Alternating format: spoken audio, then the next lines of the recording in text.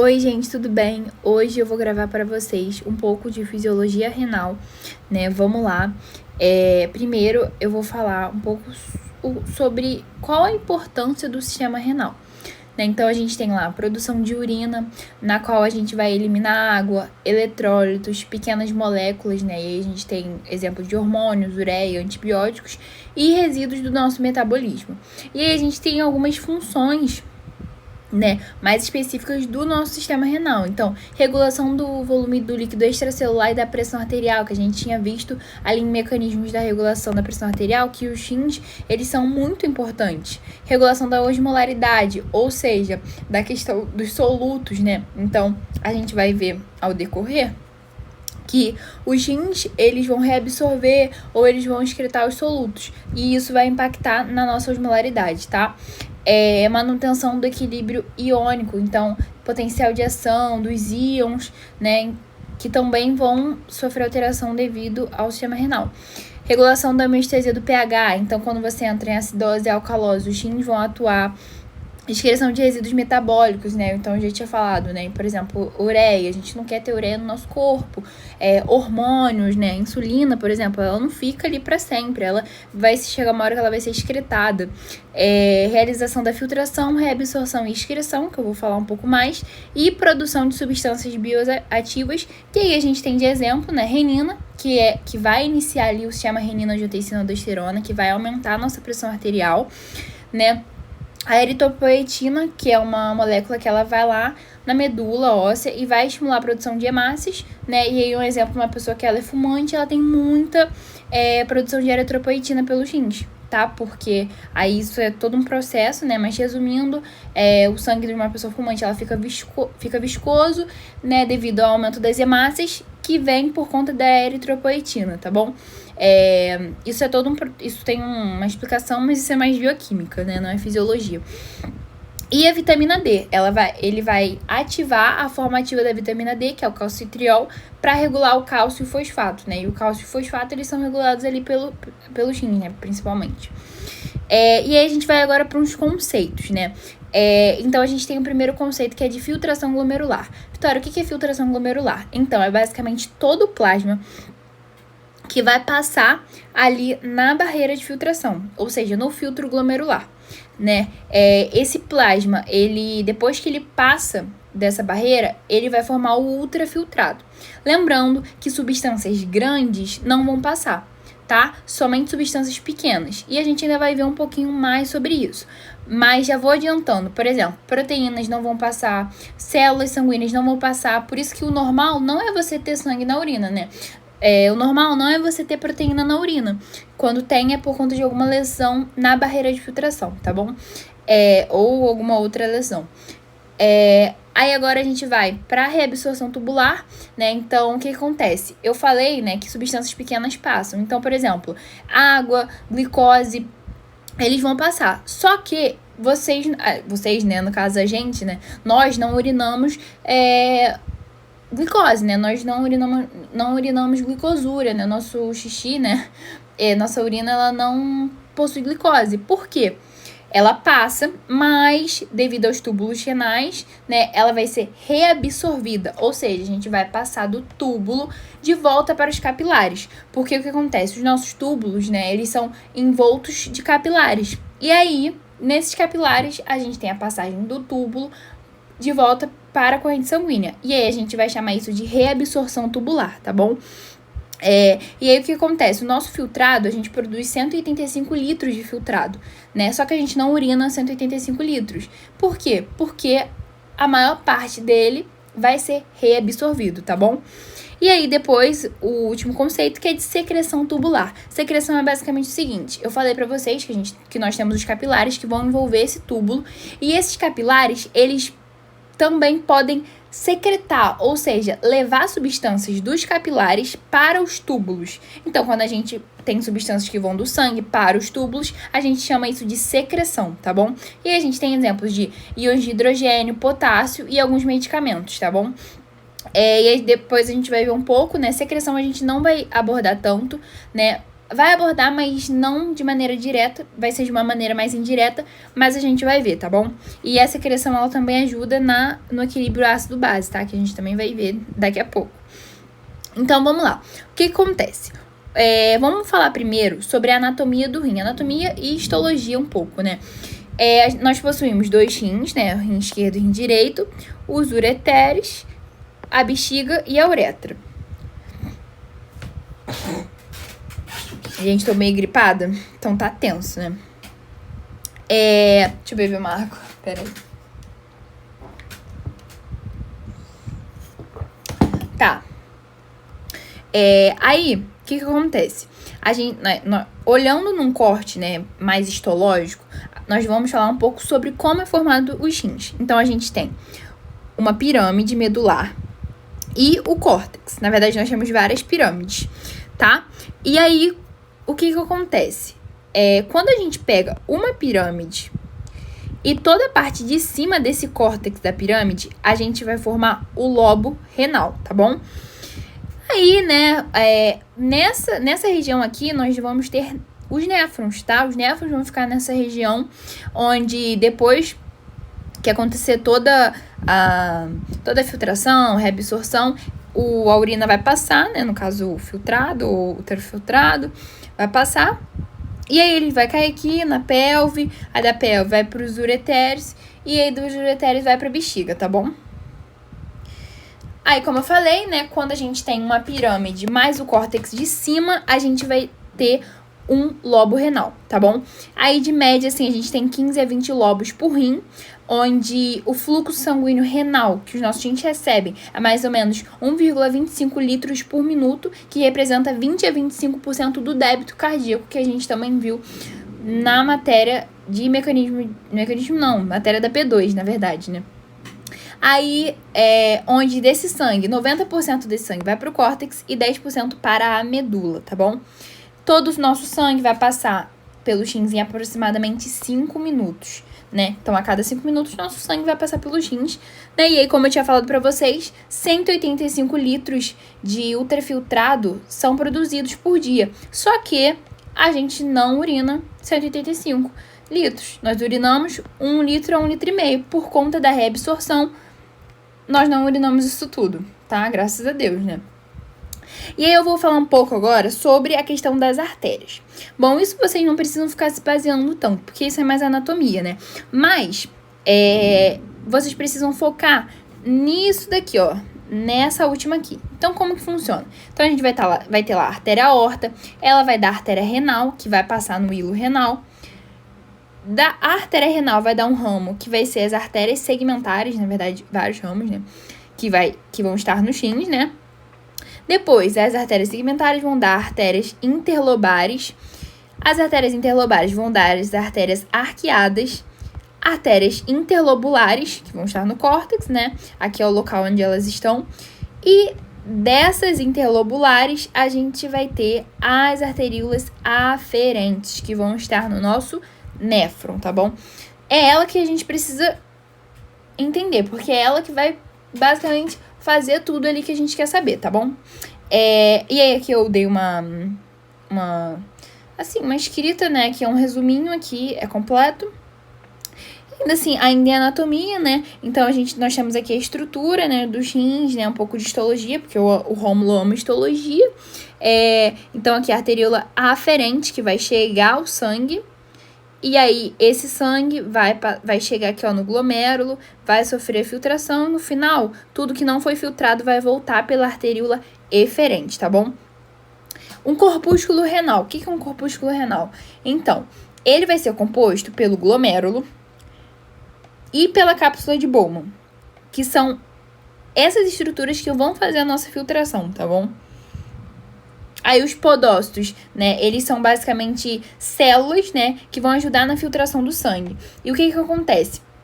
Esses podócitos, eles vão criar como se fosse uns buraquinhos, né, umas fendas, e aí essas fendas vão permitir a passagem das substâncias. Que substâncias? Substâncias pequenas para a cápsula de Bowman, né, e lembrando, ela funciona literalmente como um filtro. Se eu tô coando um suco, né, a semente do suco não vai passar. Então, uma substância grande não vai passar. Agora, o suco, a água, o açúcar, vai passar, porque são substâncias pequenas, ok? Aí, o aparelho de filtração, né, formado pelo glomérulo e pela cápsula de Bowman.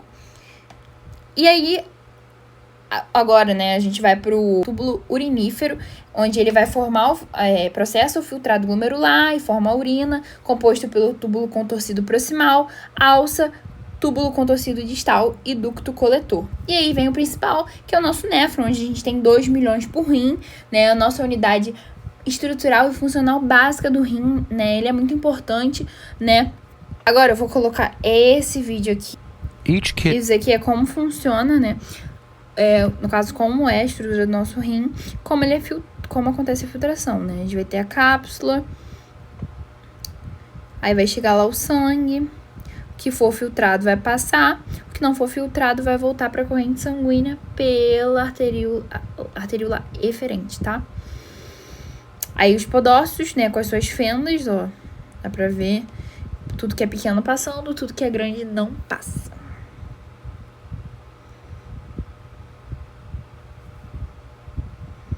Tá? Aí a urina sendo formada. Agora a gente vai falar, né, um pouquinho, né, sobre esse sistema porta-renal, que é essa questão da nossa arteríola aferente entrando, né, e tudo mais. Então, o que acontece? Nós temos uma arteríola aferente, que é que entra, temos o glomérulo e a arteríola eferente. Então, vamos lá.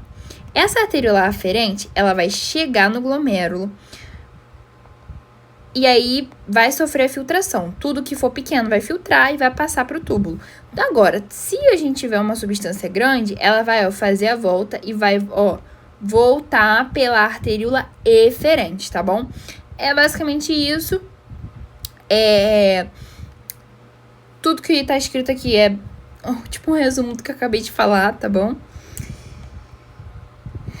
Agora a gente vai um pouco falar sobre o processo de formação da urina, né, sobre aonde vai passando, né, uma coisa bem básica. Então, vamos lá. Então, a gente vai ter primeiro a entrada do sangue no néfron pela arteríola aferente, né, esse sangue vai chegar, ele vai ser filtrado, né, lá pelo corpúsculo renal.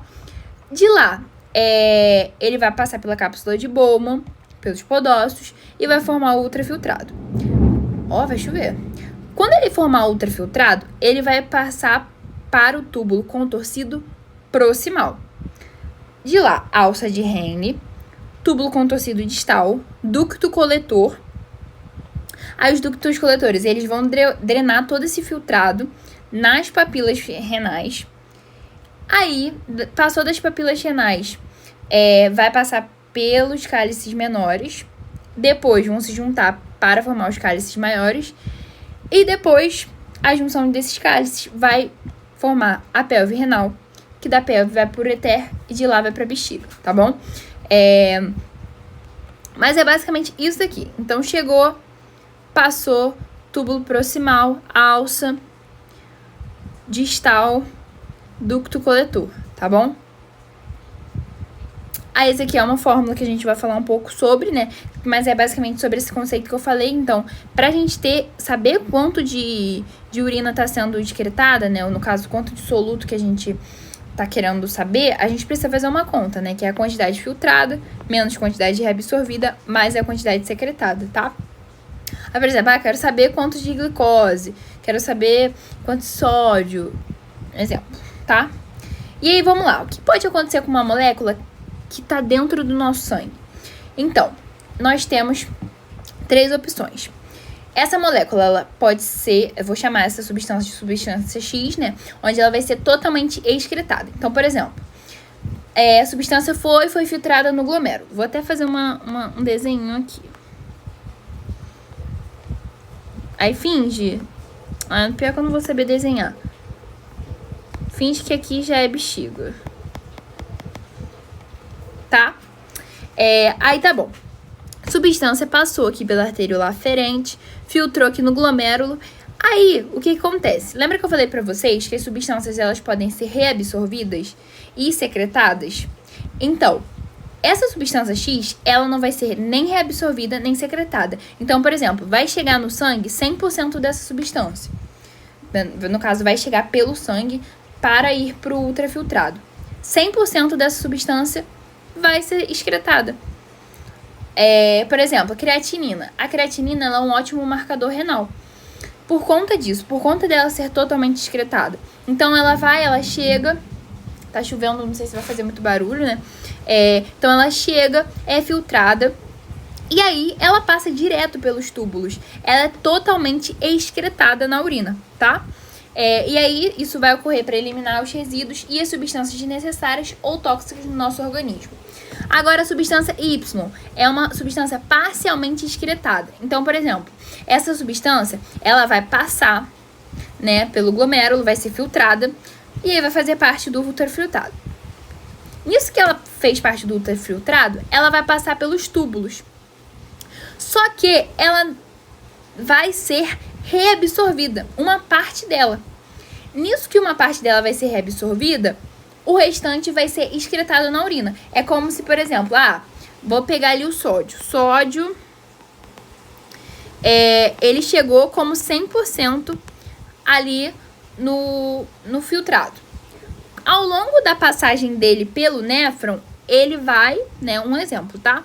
Ele vai ser excretado 50%, enquanto os outros 50% foram reabsorvidos, tá bom? É basicamente isso. E aí, isso acontece, né, devido às necessidades fisiológicas do corpo, né? Então, por exemplo, quando a gente tá desidratado, o que o nosso corpo faz? Ele reabsorve mais água. Então, por exemplo, essa água que normalmente ela era reabsorvida 40%, ela vai ser reabsorvida 70%, tá? Esse é um exemplo, tá? E aí, qual a importância disso? Permitir o equilíbrio hidroeletrolítico e ácido básico do nosso corpo, tá? E aí, os exemplos a gente tem água e íons, né? Sódio, cloreto e potássio. Agora, a terceira, substância Y, não excretada. Então, por exemplo, essa substância ela vai ser filtrada no nosso glomérulo e ela vai ser completamente reabsorvida. Então, não vai excretar nada na urina, tá? E aí os exemplos... Eita, meu Deus! Tá repreendido em nome de Jesus. E aí os exemplos que a gente tem é a glicose. Então, por exemplo, nós não urinamos glicose, como eu falei. Por quê? Porque ela é 100% reabsorvida. Vitória, mas quando a pessoa tem glicosúria? Então, isso acontece porque a glicose no sangue da pessoa tá tão alta que vai superar o limiar ali de reabsorção. A gente vai falar ainda mais um pouco sobre isso, né? Mas eu tô dando assim um exemplo, tá? E aí, nisso que supera esse limiar, bem potencial de ação. A glicose, o que acontece? Ela começa a ser excretada, porque o rim não tá dando conta de reabsorver, tá bom? E aí isso acontece, né? Quais substâncias que são em estado normal, homeostasia, são totalmente reabsorvida ou não excretada? Glicose ou aminoácidos, tá bom? Tá.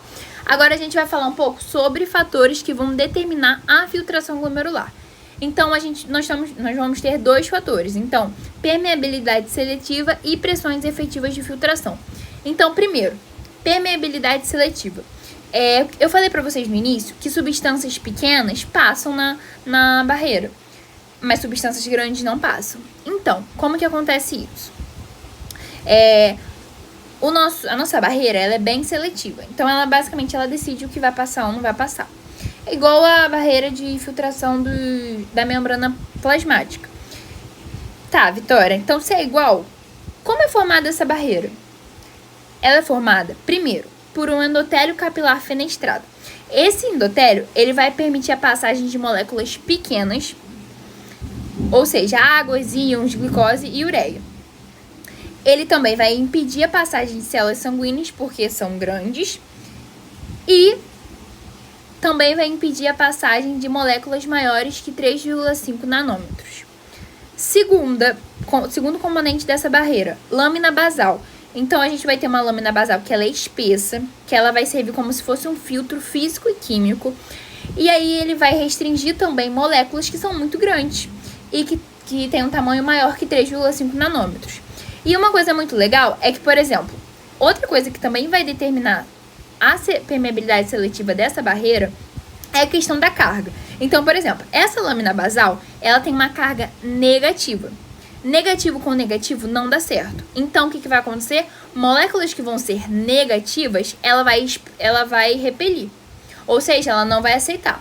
Agora, moléculas que vão ser positivas, ela vai aceitar. Negativo é atraído pelo positivo, tá bom? Ah, Vitória, mas se eu tiver uma molécula que ela é grande, mas ela é positiva, ela vai passar? Não. Por quê? Porque isso tudo é uma questão de equilíbrio, sabe? Não adianta eu ter uma molécula grande positiva e achar que ela vai passar. Não, ela não vai passar, tá? Aí agora o terceiro são os podócitos. Os podócitos, eles participam ali, né, como uma fenda de filtração. E o que acontece? Lembra que eu falei? Aquela fenda, ela vai fazer parte, né, no caso são células do folheto visceral da nossa cápsula de Bowman. E aí o que ela vai fazer? Ela vai restringir a passagem das moléculas maiores e vai regular essa passagem. Como que ela regula? Devido ao tamanho, né, como eu tinha falado, e a forma das moléculas. Tá, Vitória, você pode me dar um exemplo? Esse daqui é um exemplo. Então, por exemplo, vocês já viram urina com albumina? Eu nunca... Homeostasia, tá? Eu nunca vi. Por quê? Porque a albumina, ela é grande. Olha só o peso molecular dela. Olha isso, menos 69 mil. Agora, a insulina, ela é excretada, ela passa ali, né? Olha isso, menos 5 mil. Então, a insulina vai passar. Agora, a albumina não vai passar. Por isso que a gente não tem proteína na urina, tá? A albumina é uma proteína. Agora, segundo, pressões efetivas de filtração. Gente, essa chuva tá tenso, hein?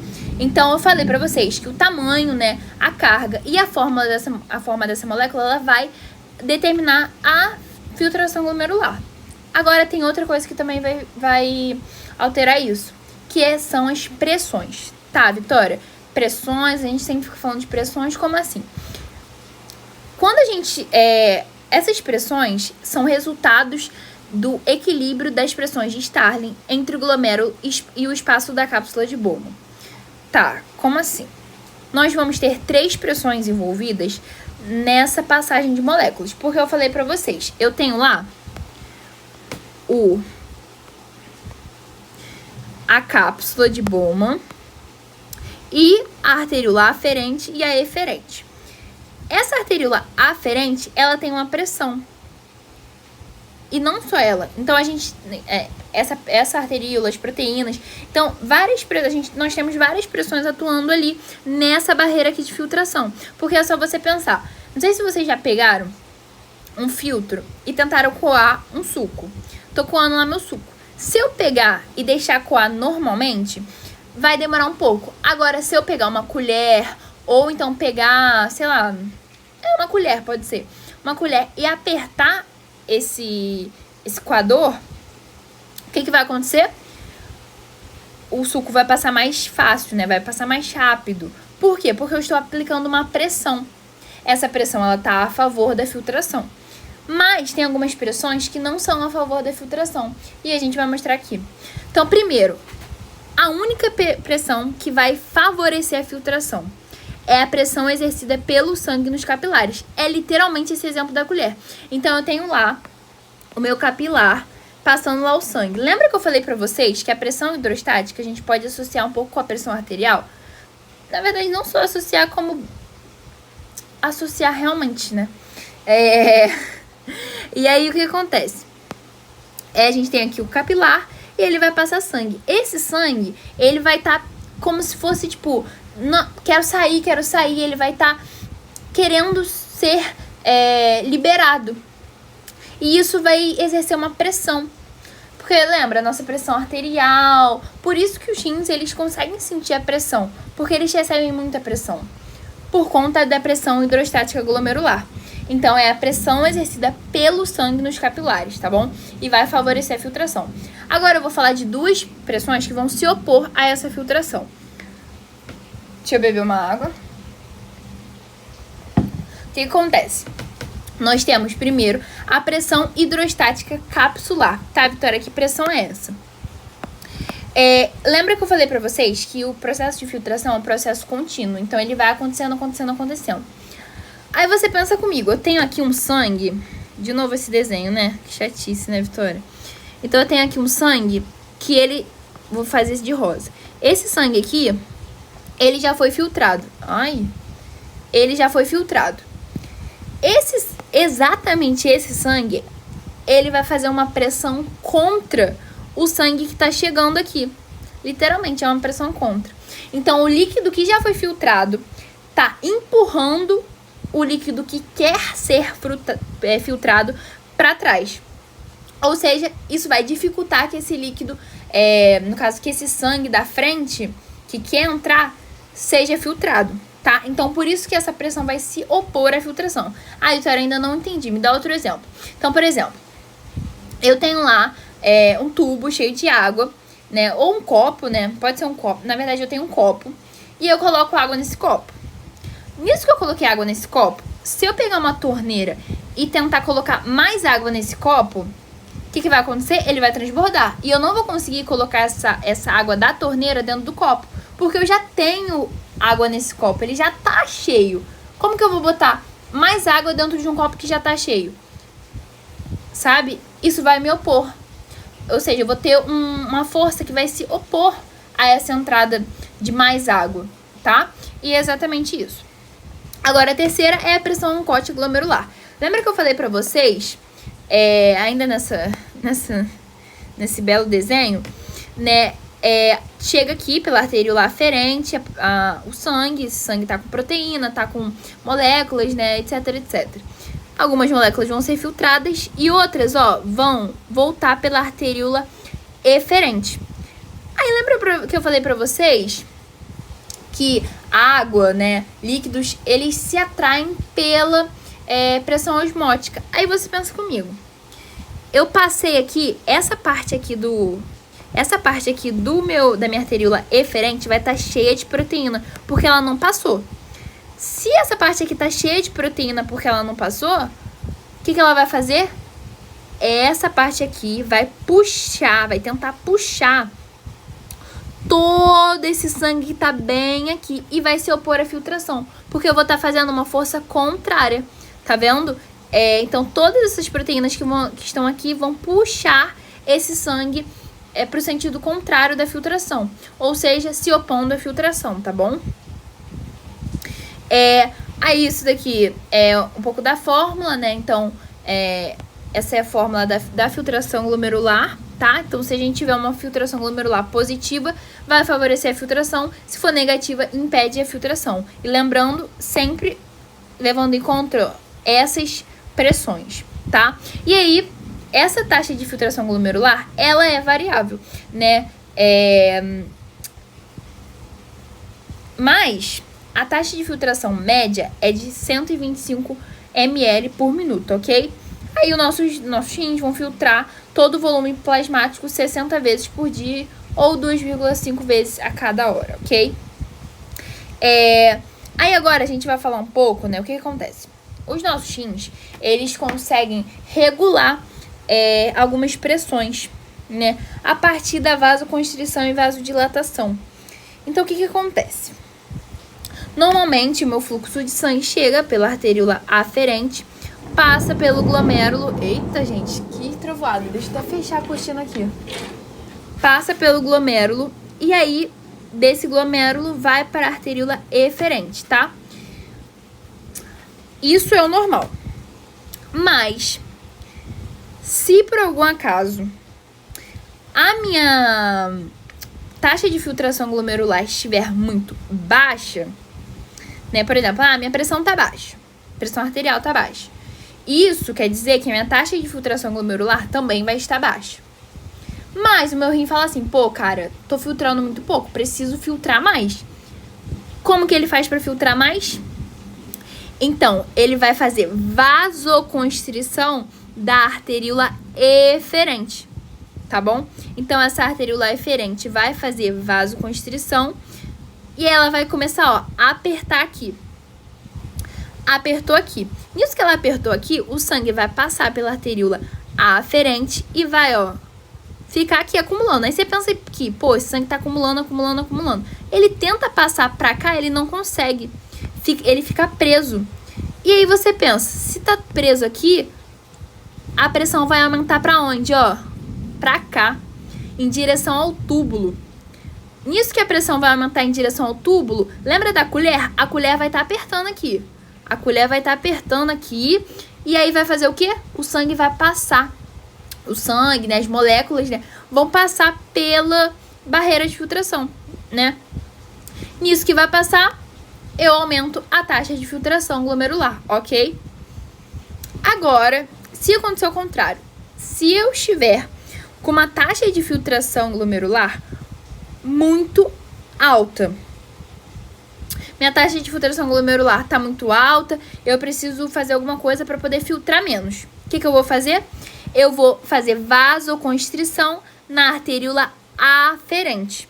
Ou seja, eu vou apertar esse parafusinho aqui da arteríola aferente. E aí, o que vai acontecer? Eu vou ter uma pressão diminuída aqui, sabe? Essa pressão diminuída vai passar pra cá.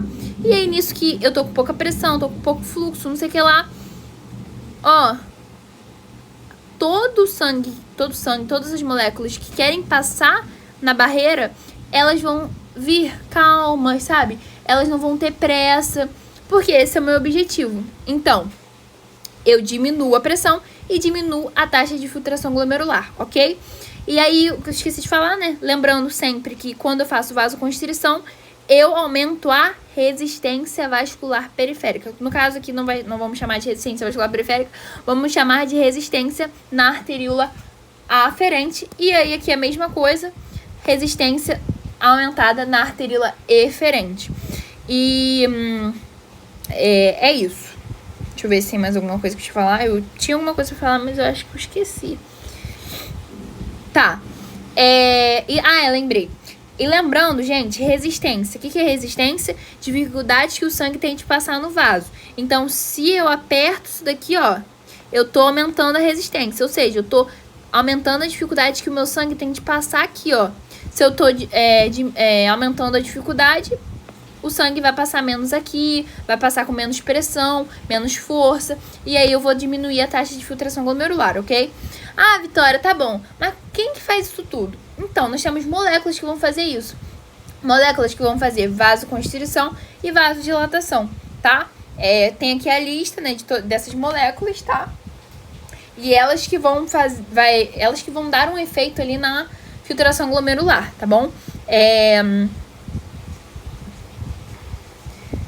Agora eu vou falar um pouco sobre a vantagem de uma alta filtração glomerular. Lembra, filtração, passagem ali do sangue na barreira, tá? O que acontece? Quando eu tenho uma alta filtração, eu permito que eu consiga filtrar mais intensamente e repetidamente todos os líquidos do nosso corpo. Se eu faço isso, eu removo rapidamente todos os produtos indesejados que eu não quero, tá?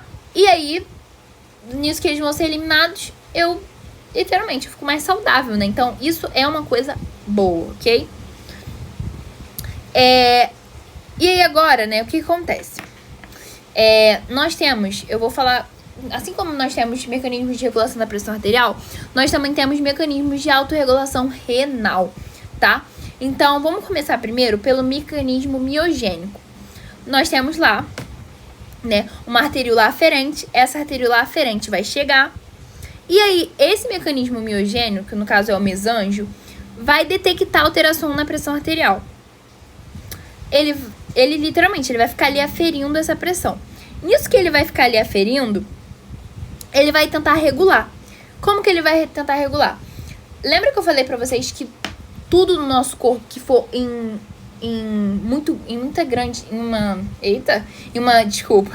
uma grande escala não é bom. Então você pensa comigo, se eu tenho uma alta pressão arterial tão grande, não é bom. Agora, se eu tenho uma baixa pressão arterial que é muito baixa, também não é bom. Isso nunca, tudo que é 880 é bom. Agora, vamos pensar comigo. Eu tô lá com uma alta pressão arterial. Esse mesanjo vai perceber e aí vai mandar Quem fazer vasoconstrição? Arteríola aferente. Vai fazer vasoconstrição, vai reduzir o fluxo glomerular. Nisso que eu reduzo o fluxo, eu também, o fluxo, né? Ou então, reduzo a pressão arterial, eu também reduzo a taxa de filtração glomerular, tá? Agora, se eu tenho uma baixa pressão arterial, eu quero o quê? Aumentar a minha taxa de filtração glomerular, aumentar a minha pressão. E aí, o que vai acontecer? A arteríola aferente vai fazer vasodilatação e vai aumentar esse fluxo sanguíneo, tá? Aí agora a gente vai falar sobre um segundo mecanismo, que é o mecanismo que faz parte pela mácula densa. Quem que é a mácula densa? Né? A mácula densa, ela faz parte do aparelho justa glomerular, tá ali perto do glomérulo, né? No caso, bem pertinho da arteríola aferente, tá vendo, ó? A mácula densa é literalmente essa estrutura aqui. A gente tem aqui, ó, a arteríola aferente, só que tá num corte, né? Ela tá aqui. Finge que ela tá deitada. Tem aqui a arteríola aferente e a arteríola eferente. E aí a mácula densa vai ficar aferindo a pressão. Então, como eu falei, né, a mácula densa, ela vai estar ali aferindo, né, detectando alterações na concentração de íons de cálcio e cloreto no nosso filtrado. E aí ela vai tentar ajustar. Agora, se eu tô com uma alta concentração de sódio e cloreto, isso indica uma alta filtração glomerular. E aí, o que ela vai sinalizar? Vasoconstrição da arteríola aferente para poder reduzir a nossa filtração. Agora, se a gente está com uma baixa concentração desses íons, indica que eu tô com uma baixa taxa de filtração glomerular. E aí, o que ela vai fazer? Sinalizar a liberação de renina. Aí a renina vai ser liberada, vai ativar o sistema renina-angiotensina-aldosterona e vai aumentar a taxa de filtração glomerular a partir do aumento da pressão arterial, ok? Isso aqui é a mesma coisa que eu falei, né, sobre a mácula densa, tá? Depois vocês podem ler um pouco. Agora, um pouco de sensores do fluxo do líquido. Então, por exemplo, nós temos lá, né, sensores que vão detectar todo o fluxo do líquido e da velocidade desse filtrado. E aí eles vão regular. Se eu tô com muito fluxo, o que eu vou fazer? Vasoconstrição da arteríola aferente para poder reduzir esse fluxo e proteger os meus glomérulos. Agora, se eu estou com pouco fluxo, eu vou fazer vasodilatação da arteríola aferente para poder aumentar o meu fluxo, ok? Gente, isso é muito legal, porque isso mostra realmente como que o nosso corpo ele nunca pode ser 880. Lembra que eu falei pra vocês que uma baixa pressão arterial, ela não nutre o corpo de maneira adequada. E assim como uma alta pressão arterial, ela faz o quê? Ela, assim, faz várias coisas ruins, né? Mas ela também corrompe, né? As nossas artérias, né? As nossas arteríolas. E isso também acontece com o nossos rins, né? Então, se eu tenho uma alta taxa de filtração glomerular, isso vai fazer com que uma hora a minha barreira de filtração, né, ela literalmente ela se machuque, né? Eu não tô conseguindo achar uma palavra para isso, mas ela vai se deteriorar por conta disso. E assim como se eu tiver uma baixa taxa de filtração glomerular, eu não vou conseguir fazer um filtrado, né, de maneira adequada. E aí eu vou acumular substâncias tóxicas no meu corpo. Aí agora a gente vai falar um pouco sobre reabsorção tubular. Então, o que é reabsorção tubular? É o movimento de água e de solutos de volta para o plasma. Eu falei para vocês, né, que algumas moléculas elas passam de volta, né, ali pro nosso plasma, né, porque elas foram filtradas, mas elas não são excretadas. Então, elas são reabsorvidas. E algumas substâncias são 100% reabsorvidas, que eu já tinha falado, né, exemplo de glicoses e aminoácidos. E outras vão ser reabsorvidas de modo que elas vão variar ali nessa taxa de reabsorção.